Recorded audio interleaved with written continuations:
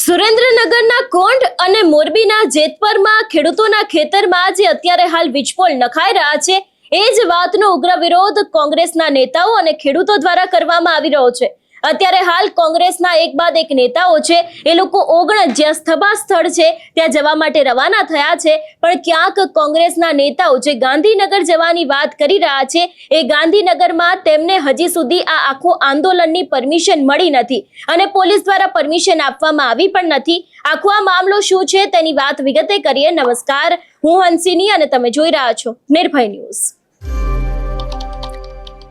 ખેડૂતોના ખેતરમાં જે રીતે વીજપોલ નખાઈ રહ્યા છે, ખાનગી કંપનીના અધિકારીઓ દાદાગીરી કરી રહ્યા છે, એ જ દરેક વાતને લઈને આજે ખેડૂતો 1111 ટ્રેક્ટરોની સાથે ગાંધીનગર ખાતે જવાના છે। ત્યાં જઈને તેમના દ્વારા વિરોધ પ્રદર્શન કરવામાં આવવાનું છે, પરંતુ આ સમગ્ર મામલે ગાંધીનગરમાં જે વિરોધ કરવામાં આવવાનો છે એની કોંગ્રેસ દ્વારા પોલીસની પાસે કોઈ જ પરમિશન માંગવામાં આવી નથી અને પોલીસે પણ આ મામલે પરમિશન આપી નથી।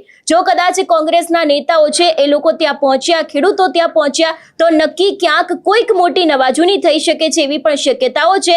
અત્યારથી જ ગુજરાત પોલીસે પોતાનો કાફલો છે, બંદોબસ્ત છે, તેને ગોઠવી દીધો છે। ઘણી બધી જગ્યાએ પોલીસના ગાડીઓ જોવા મળી રહી છે, પોલીસના કાફલાઓને તૈનાત કરી દેવામાં આવ્યો છે। એટલે અત્યારે હાલ ધીરે ધીરે કોંગ્રેસના નેતાઓ જ્યાં ઓગણજ ખાતે આખી આ સભા થવાની છે કે જ્યાં ખેડૂતો લક્ષી વાત થવાની છે, આગામી સમયમાં શું કરવું, રણનીતિ શું રહેશે, એ જ દરેક વિષયને લઈને વાતચીત થવાની છે, ત્યાં પહોંચી રહ્યા છે।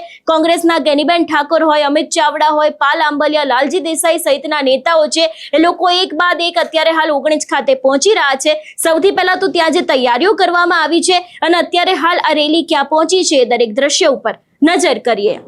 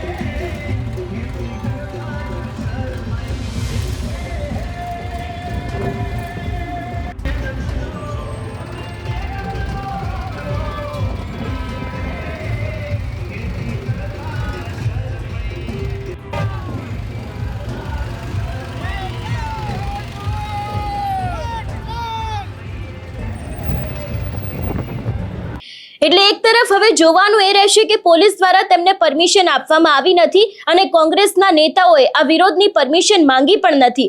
આગામી સમયમાં જોવાનું એ પણ રહેશે કે જો કદાચ કોંગ્રેસના નેતાઓ ગાંધીનગર ગયા ખેડૂતોની સાથે તો એ સમયે શું થાય છે. આ વિષયને લઈને તમારો શું અભિપ્રાય છે અમને કમેન્ટ કરીને ચોક્કસથી જણાવજો. તેની સાથે અમારી ચેનલ નિર્ભય ન્યૂઝને લાઇક, શેર અને સબસ્ક્રાઇબ કરવાનું ભૂલશો નહીં. નમસ્કાર.